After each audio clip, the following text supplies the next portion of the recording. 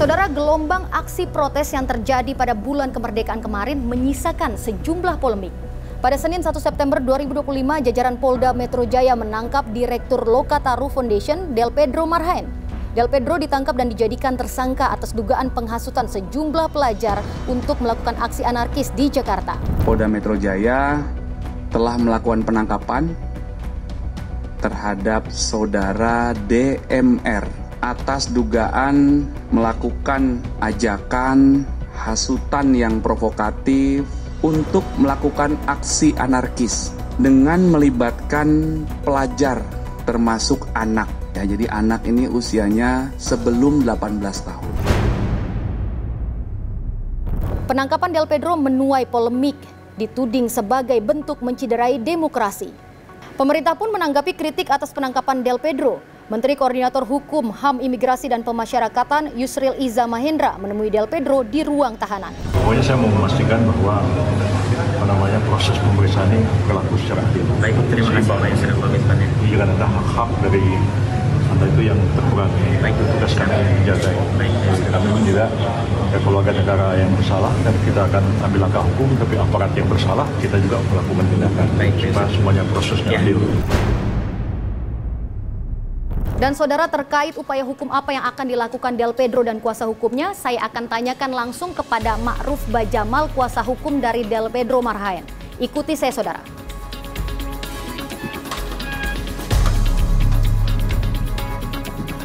Bang Ma'ruf, sejak 1 September 2025, Del Pedro ditangkap di kantor Lokataru dan langsung ditetapkan sebagai tersangka. Hingga saat ini, update proses hukumnya seperti apa, Bang?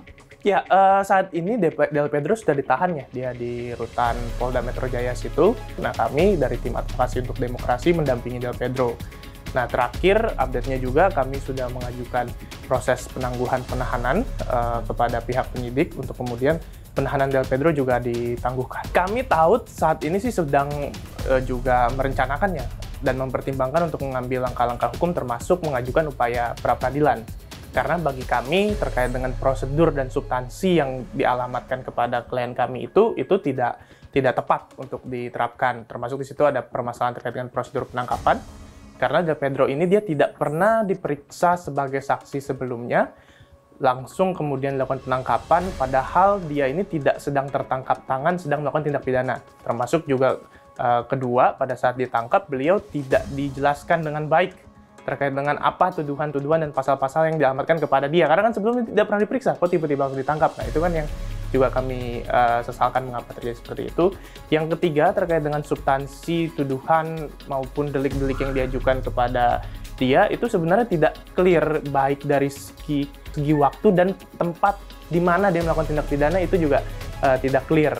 Nah, termasuk juga penggeledahan dan penyitaan yang terakhir dilakukan di kediamannya beliau. Ada barang-barang yang menurut hemat kami itu tidak relevan untuk kemudian disita atau diambil oleh penegak hukum, tapi itu juga diambil. Termasuk dalamnya ada buku dan barang-barang pribadi yang tidak ada kaitannya dengan tuduhan tindak pidana yang dialamatkan kepada dia. Jadi sebenarnya apa bahan yang dijadikan oleh polisi untuk menetapkan bahwa Del Pedro ini salah? Substansinya itu ada postingan dari lembaga Del Pedro, Lokataru, yang kemudian itu dijadikan substansi pertanyaan. Apakah boleh untuk saya tunjukkan? Boleh. Ini mungkin ini materi inti dari proses pemeriksaan yang kemudian dituduhkan terkait dengan pasal-pasal yang dialamatkan kepada Del Pedro. Oke. Bukan hanya soal penghasutan, ada juga terkait dengan pasal perlindungan anak maupun informasi transaksi elektronik ITE terkait dengan hoaks yang menimbulkan kerusuhan. Nah, substansinya adalah ini. Oke, saya baca ya di sini. Ya. Berarti di sini ada kata-kata yang menuliskan bahwa Anda pelajar ingin demo. Sudah demo, kemudian di bawahnya ada tulisan lagi diancam sanksi atau sudah disanksi. Kita lawan bareng. Apakah kata-kata ini yang menjadikan bahan dari polisi untuk mengatakan bahwa ini adalah bentuk penghasutan tadi untuk pasal-pasal delik hukum lainnya yang ditujukan kepada Del Pedro? Iya, justru kami sebenarnya kebingungan, Mbak Tata ya, sampai hari ini. Karena bagi kami, postingan ini tidak ada unsur-unsur atau sifat-sifat yang bisa disebutkan dia melawan hukum. Apakah dari Del Pedro melakukan mungkin menyebarkan informasi melalui direct message atau apa begitu? Tidak ada Del Pedro berkomunikasi dengan individu tertentu ya. Tentunya bukan terkait dengan lembaga dia yang lain gitu, misalkan teman-teman advokasi dia, tapi pihak lain yang kemudian itu dihasut kepada dia untuk melakukan suatu tindak pidana. Dalam konteks delik material, itu hubungan sebab akibat, artinya kausalitas, itu harus clear. Siapa memerintahkan kepada siapa, kemudian yang dilakukan adalah sebuah tindakan-tindakan yang bersifat melawan hukum. Nah, bagi kami, tentunya postingan ini tidak ada unsur-unsur melawan hukum yang kemudian bisa dikatakan nih, dia menghasut atau misalkan melakukan tindak pidana yang lain yang dilamatkan kepada Del Pedro. Di mana letak kemudian berita bohong yang kemudian dituduhkan kepada klien kami. Makanya dalam berbagai kesempatan kan Del Pedro sudah menyampaikan, saya tidak bersalah. Kalau dari saya tetap bahwa saya tidak bersalah. Kita juga dipertemukannya dan saya percaya pasti kepolisian, Pak Yusril, juga Komisi juga bersama integritas. Saya harap mungkin saya berkomitmen untuk mengikuti segala pemeriksaan. Dan kami juga kuasa hukumnya disebutkan untuk bertindak gentleman. Betul. Sebenarnya tanpa diingatkan untuk kami bertindak gentleman, kami sudah bertindak gentleman. Artinya sejak awal kita tidak pernah kok menghalang-halangi Del Pedro untuk diperiksa oleh aparat penegak hukum. Kita selalu juga kooperatif dengan aparat penegak hukum ketika Del Pedro diperiksa. Kami berharap, Prof. Yusri itu kan representasi pemerintah lah. Kami juga paham bahwa pemerintah itu tidak bisa intervensi kasus per kasus. Tapi pemerintah punya kewenangan administratif sebenarnya untuk kemudian melakukan evaluasi, untuk kemudian melakukan pemantauan.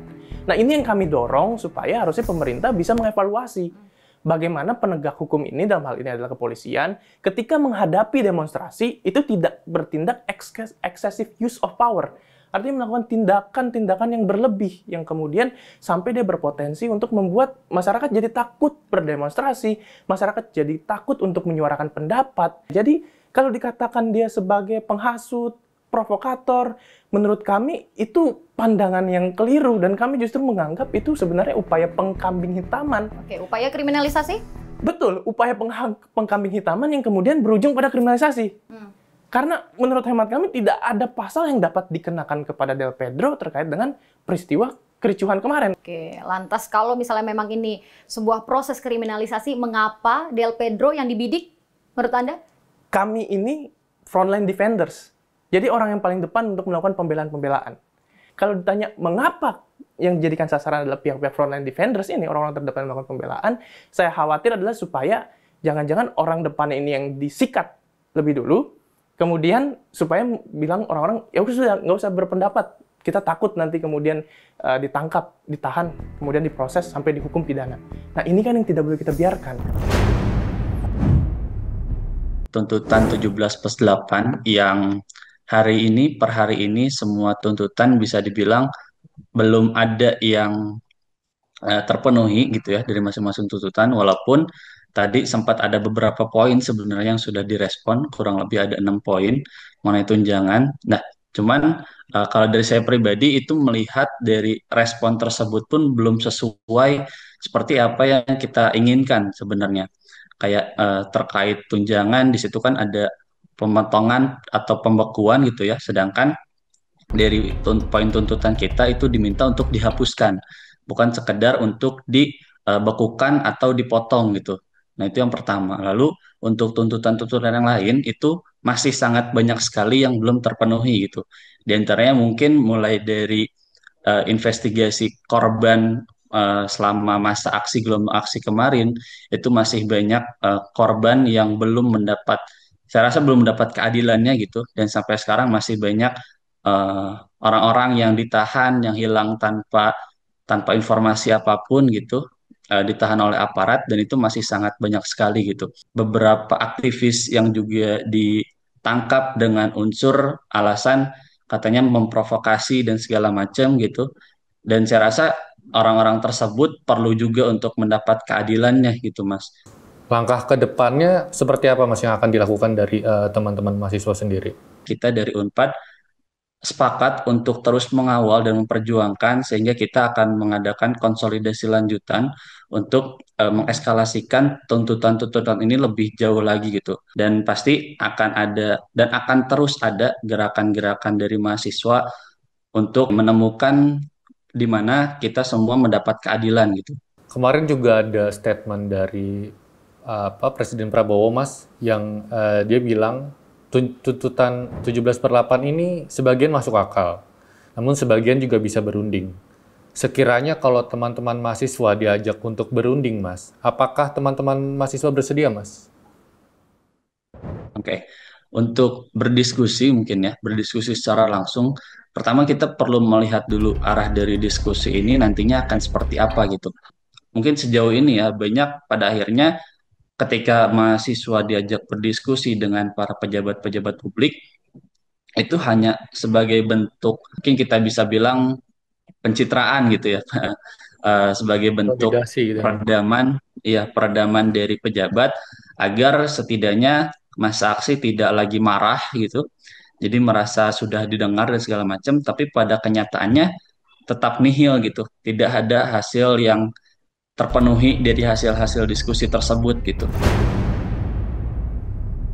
Saudara, di tengah desakan masyarakat sipil terkait tuntutan 17+8 yang diarahkan kepada pemerintah dan juga DPR, muncul kabar kurang sedap terkait Ferry Irwandi, yaitu influencer sekaligus CEO Malaka Project. Ferry Irwandi dilaporkan oleh Dansat Siber Mabes TNI, Brigjen Jo Sembiring ke Polda Metro Jaya. Ferry dilaporkan terkait pencemaran nama baik institusi TNI. Beberapa fakta dugaan tindak pidana yang dilakukan oleh saudara Ferry Irwandi. Sehingga atas dugaan tindak pidana tersebut, kami akan melakukan langkah-langkah hukum. Kalau misalnya tindakan ini dianggap bikin saya takut, khawatir, cemas, tidak Pak. Saya akan jalani, saya nggak akan play victim, rengek-rengek, tidak. Gitu. Kalau memang mau diproses hukum, ya ini kan negara hukum, kita jalani bersama. Terbaru melalui akun Instagramnya, Ferry Irwandi menyebut dirinya telah dihubungi Kapuspen TNI serta telah berdialog atas situasi terakhir dan saling meminta maaf. Ferry menyebut sudah tidak ada tindak lanjut hukum ke depannya dari TNI. Pencemaran nama baik itu berdasarkan pasal 27A Undang-Undang ITE, junto pasal 310 KUHP, itu delik aduan. Jadi hanya bisa ditindak kalau korbannya mengadu. Dan korbannya itu menurut putusan Mahkamah Konstitusi adalah individu, bukan lembaga, bukan institusi seperti TNI.